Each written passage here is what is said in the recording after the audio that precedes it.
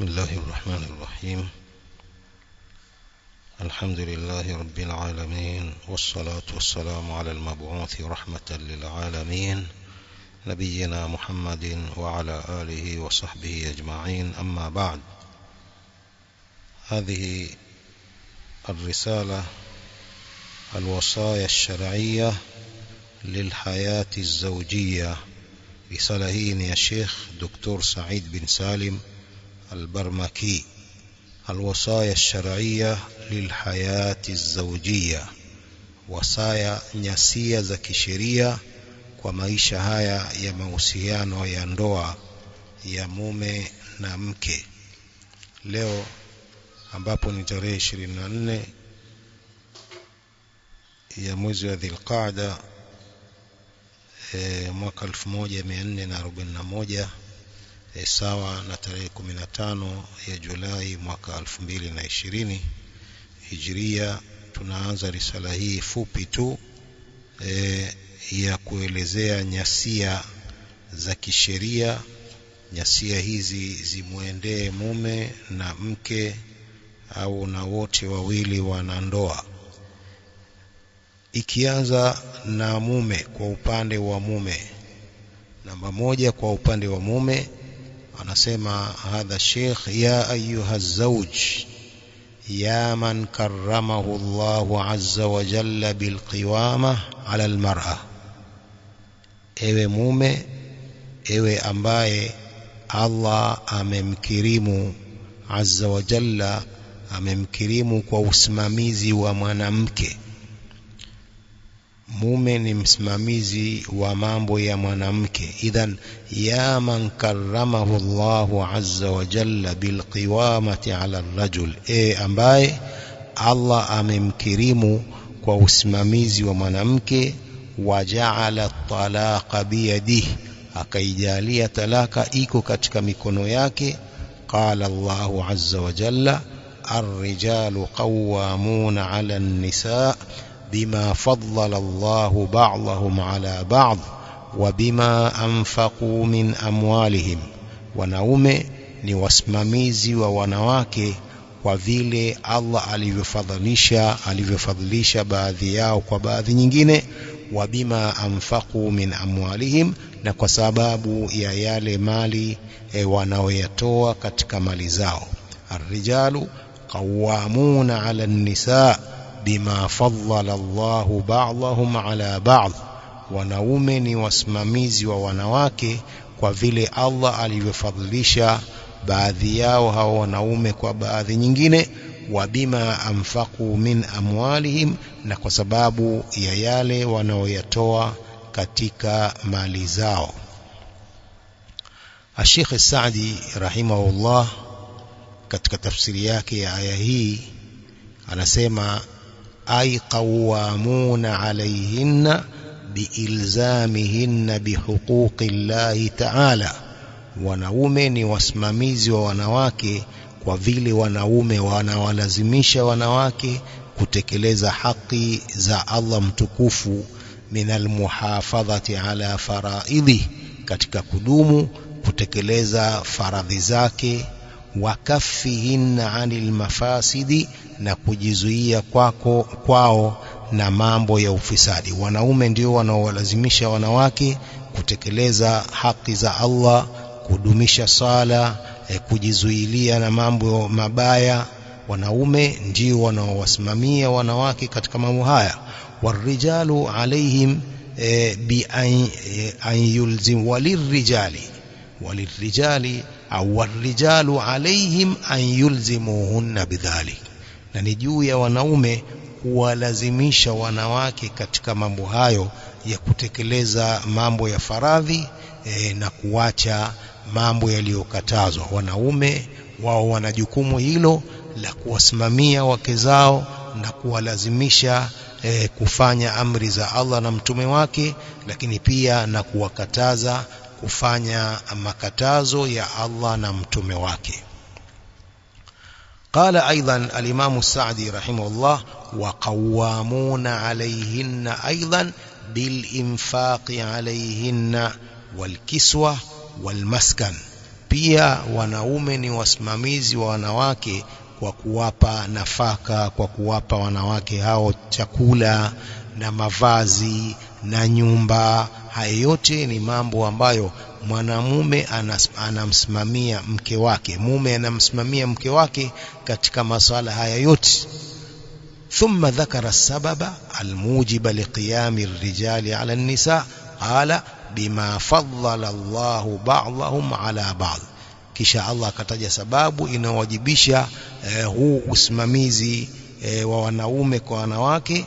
bima faddala Allahu ba'dahum ala ba'd, ay bisababi fadli rijali ala nisa, kwa sababu ya fadla za wanaume kuliko wanawake. fatafdhilu rijali ala nisa min wujuh. Al-Imam Sa'd yasema yaqul fatafdhilu rijali ala nisa min wujuh, hii kufadhilishwa wanaume kuliko wanawake ni kwa njia nyingi. Wanaume wamekuwa bora kuliko wanawake kwa njia nyingi, si mambo haya tu ya chakula na mavazi na nguo, bal min kauni alwilayati mukhtassatan birrijal, kuwa ule utawala, uongozi unahusu wanaume peke yake.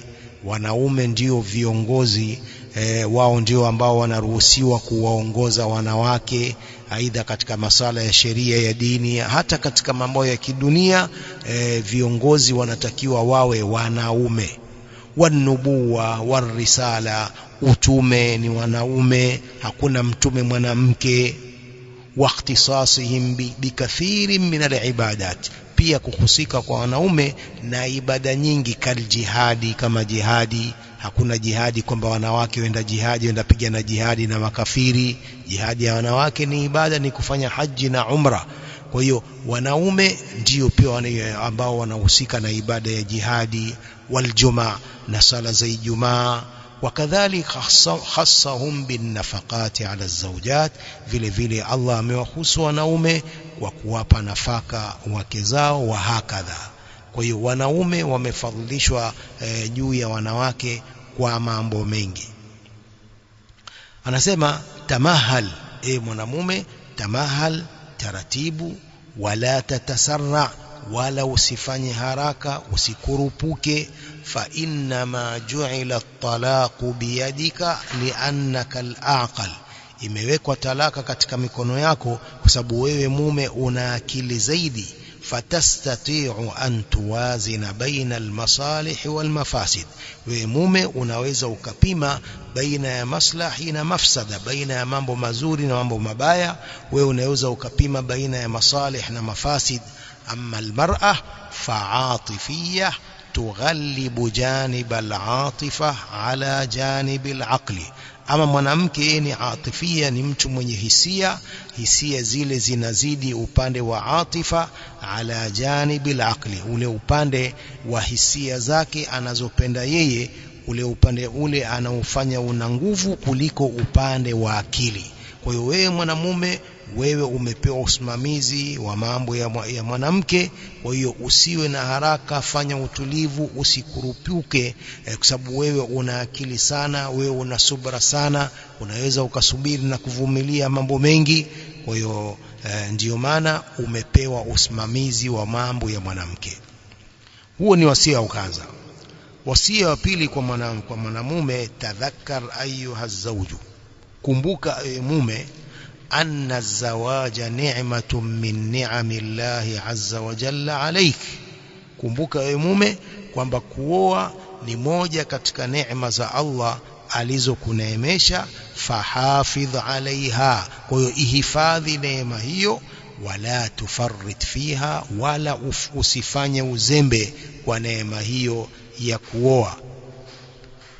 تذكر أيها الزوج أن الزواج نعمة من نعم الله عز وجل عليك, kumbuka ewe mume kwamba kuoa ni neema katika neema za Allah azza wa jalla alizokuneemesha wewe. fahafidh alaiha, ihifadhi neema hiyo. wala tufarrit fiha, wala usifanye uzembe katika neema hiyo, bisababi zallatin yumkinu tashihuha, kwa sababu ya zalla tu, kuteleza ambako unaweza ukakurekebisha kuteleza huko kwa mke.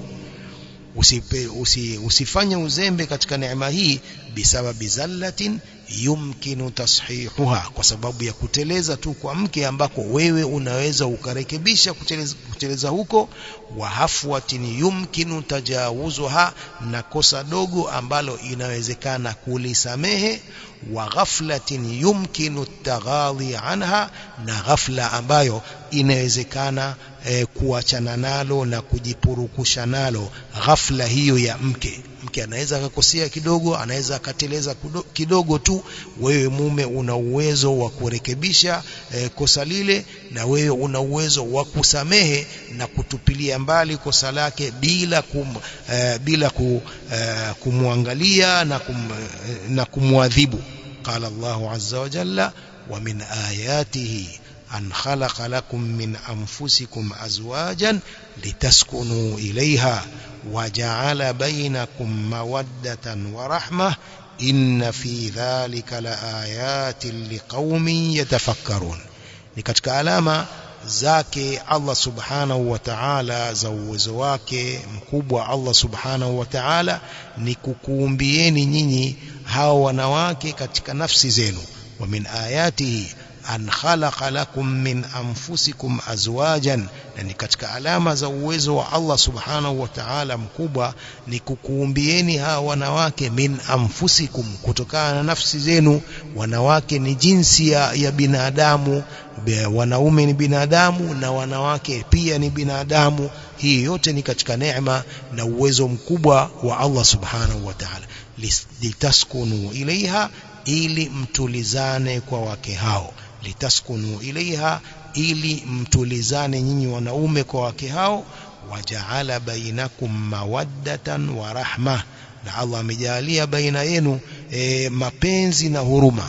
Allah amejalia baina yenu mapenzi na huruma, kuonesha kwamba mume anapooa anatakiwa akusanye baina ya haya mambo mawili, ampende mke wake na amuonee huruma. Waja'ala bainakum mawaddatan wa rahma, na akajalia baina yenu mapenzi na huruma. Inna fi dhalika laayatin liqaumin yatafakkarun, hakika katika hayo kuna alama kwa watu wenye kutafakari. Al-Imam Sa'di rahimahullah katika tafsiri ya aya hii, Allah aliposema wa min ayatihi an khalaqa lakum min anfusikum azwajan litaskunu ilayha wa ja'ala bainakum mawaddatan wa rahmah inna fi dhalika laayatin liqaumin yatafakkarun. Qala bima rattaba au rutiba ala zawaji min al-asbab al-jalibah lilmawaddati warahma, kwa yale yanayopangika kwa sababu ya kuoa katika zile sababu zinazoleta mapenzi na huruma. Fahasala bizawja alistimtaa walladha walmanfaa, kwa hiyo hupatikana kwa yule mke kustarehe na ladha na manufaa. Biwujudil auladi, kwa kupatikana watoto. Watarbiyatihim, na kuwalea watoto hao. Wasukuni ilaiha, na kutulizana kwa mke huyo. Fala tajidu baina ithnaini fil ghalibi mithla ma baina az-zawjayn min al-mawadda war-rahma. Al-Imam Sa'di anamalizia anakusema kwamba hutapata baina ya wawili fil ghalib, mara nyingi, mfano wa yanayopatikana baina ya mke na mume, min al-mawaddati war-rahma, katika mapenzi na huruma. Fala tajidu baina ithnaini fil ghalibi mithla ma baina az-zawjayn min al-mawaddati war-rahma, huwezi kupata baina ya wawili fil ghalib, mara nyingi, mfano wa unavyopata baina ya mume na mke katika mapenzi na huruma. Wasia watatu, tadhakkar ayuha zawj, kumbuka ewe mume, anna ash-shaytana huwa aduwuka alladud, kumbuka ewe mume kwamba shaitani ni adui wako mkubwa. Kumbuka ewe mume, anna ash-shaytana huwa aduwuka alladud, kumbuka ewe mume kwamba shetani ni adui wako mkubwa. wayuhibbu an tafqida ni'mata az-zawja, na anapendelea wewe ukose neema hii ya mke. Sheitani anapenda wewe mume uikose neema hii ya mke. Lidhalika yuhibbu at-talaqa wa yas'a ilayhi, kwa hiyo shetani anapenda talaka na anakwenda mbio ili wewe mume umuache mke wako. Lidhalika yuhibbu at-talaqa wa yas'a ilayhi, kwa hiyo adui huyo shetani anapenda talaka na anakwenda mbio ili kufanya mume amuache mke wake, na ndio maana analeta chuki, analeta ugomvi baina ya mume na mke. Yote hili ni shetani, na ghadhab, kila mmoja anakuwa na ghadhab baina ya mwenzake. Huyo yote ni shetani, ndiye anayefanya hivyo ili mume amtaliki mke wake, kama ilivyo katika hadithi al-ghadhabu minash shaitan. Ghadhabu ni katika inatokana na shaitan. Kwa hiyo ghadhabu zinatokana na shaitani, ndiye anemtia ghadhabu yule mume, akamtia ghadhabu yule mke, hatimaye inakuwa ni talaka na kufarikiana baina yao. Na ndio maana Mtume sallam alijiwa na sahabi mmoja akamwambia, ya Rasulullah ausini. Mtume akamwambia la taghdhab. فقال أوصني يا رسول الله قال لا تغضب. فردد مرارا. tunamwambia la taghdhab, usighadhibike, kwa sababu ghadhabu, ukishaghadhibika unaweza ukafanya jambo lolote ambalo linakuwa kwako wewe ni shari na ni hasara juu yako, kama wanavyosema Waswahili, hasira hasara. روى مسلم في صحيحه عن جابر رضي الله عنه قال قال رسول الله صلى الله عليه وسلم إن إبليس يضع عرشه على الماء ثم يبعث سراياه فأدناهم منه منزلة أعظمهم فتنة.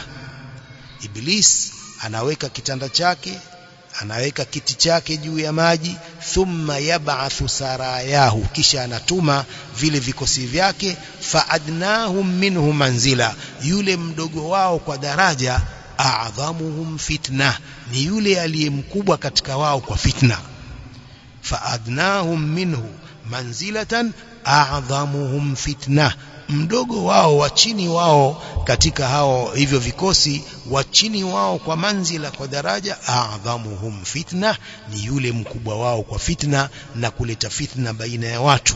Yajiu ahaduhum, anakuja mmoja wao, fayaqulu fa'altu kadha wa kadha, anamwambia yule mkubwa nimefanya kadha nimefanya kadha. Fayaqulu ma sana'ta shay'an, yule bosi wao mkubwa wao anamwambia hujafanya lolote. Qala thumma yajiu ahaduhum, kisha anakuja mmoja wao, fayaqulu ma taraktuhu qad farraqtu bainahu wa baina imraatihi, sijamuacha nimefarikisha, sijamuacha mpaka nimefarikisha baina yake na baina ya mke wake. Mwingine anakuja anamwambia yule mkubwa, ma taraktuhu hatta farraqtu bainahu wa baina imraatihi, sijamuacha yule mume mpaka nilipofarikisha baina yake na baina ya mke wake, yani baada ya kumuacha yule mke wake. Qala fayudnihi minhu, huyu mkubwa anamkurubisha huyu kwake, wayaqulu ni'ma anta, bora ya wafuasi ni wewe. Wayaqulu, huyu bosi anamwambia, ni'ma anta, bora ya hivi vikosi na bora ya wafuasi wangu ni wewe. Fashaitanu yuhibbu minka an tutalliqa zawjatak, huyo shetani anapenda kwako umuache mke wako, wa an yahsula alfiraqu bainakuma, na ipatikane mtengano baina yenu. Fala tumakkinhu min dhalik, usimpe nafasi ya hilo wewe mume, usimpe nafasi shaitani. Fashaitanu yuhibbu minka an tutalliqa zawjatak, shetani anapenda wewe umuache mke wako, wa an yahsula alfiraqu bainakuma, na ipatikane mtengano baina yenu. Fala tumakkinhu min dhalik, wewe mume usimpe nafasi ya shetani akafanya hivyo. Ukiona kwamba kuna ugomvi baina yenu, hampatani, mnachukiana, jua huyo kwamba ni shetani. Unatakiwa ufanye isti'adha mara kwa mara, unatakiwa usome Qur'ani mara kwa mara, ili umfukuze shetani asije akakuharibia ndoa yenu wewe na mke wako. وصية وأن أيها الزوج الطلاق لا يلجأ إليه الرجل إلا بعد أن يستنفذ جميع وسائل الإصلاح الشرعية.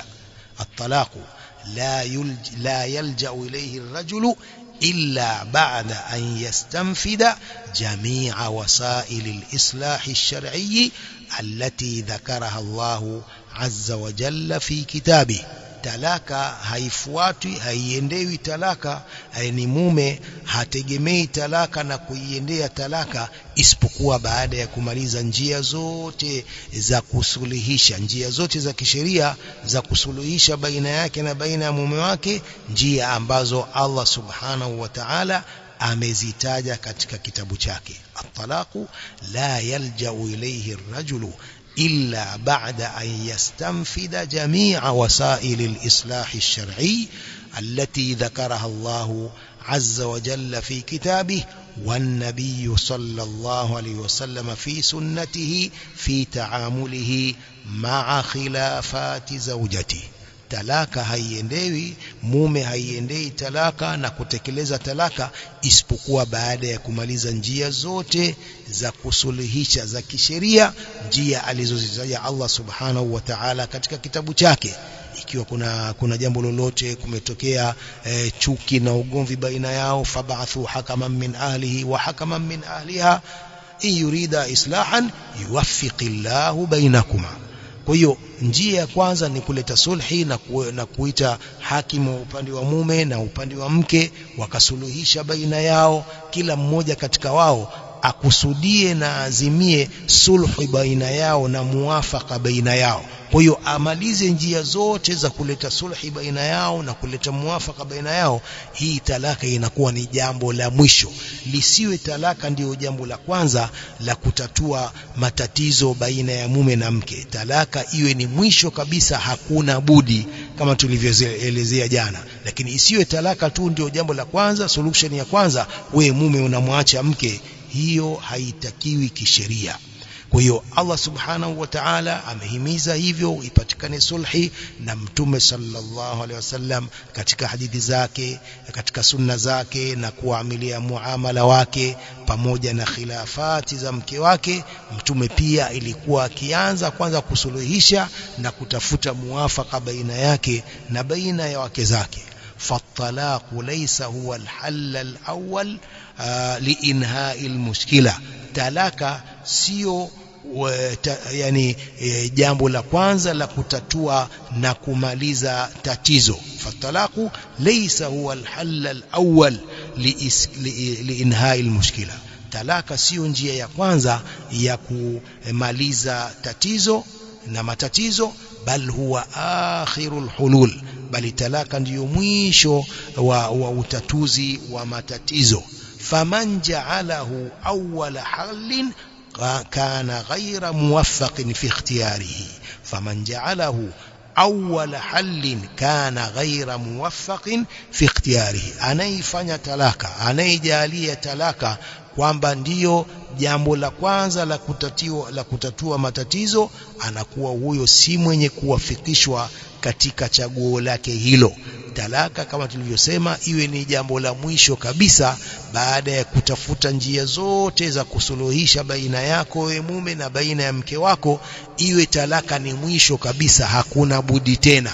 Baada ya kufuata njia zote za kusuluhisha zimeshindikana, talaka iwe ni mwisho, isiwe ni mwanzo wa utatuzi wa matatizo. Talaka iwe ni mwisho kabisa, baada ya kutekeleza njia zote za kusuluhisha, talaka iwe ni jambo la mwisho, hakuna budi tena. Faman ja'alahu awwala halin kana ghayra muwaffaqin fi ikhtiyarihi. Mwenye kuijalia talaka kwamba ndiyo jambo la kwanza la kutatua matatizo, anakuwa mtu huyo, mume huyo, si mwenye kuwafikishwa katika chaguo lake hilo. Kwa hiyo hizi ni wasia nyasaya 4 tulizozitanguliza leo za mume. Hizi ni hasa kwa mume, anatakiwa ayazingatie haya tulioyasema, na wasia hizi zilizo za kisheria anazopewa mume. Jambo la kwanza tumesema kwamba usimamizi wa mambo ya mwanamke uko kwa mwanamume.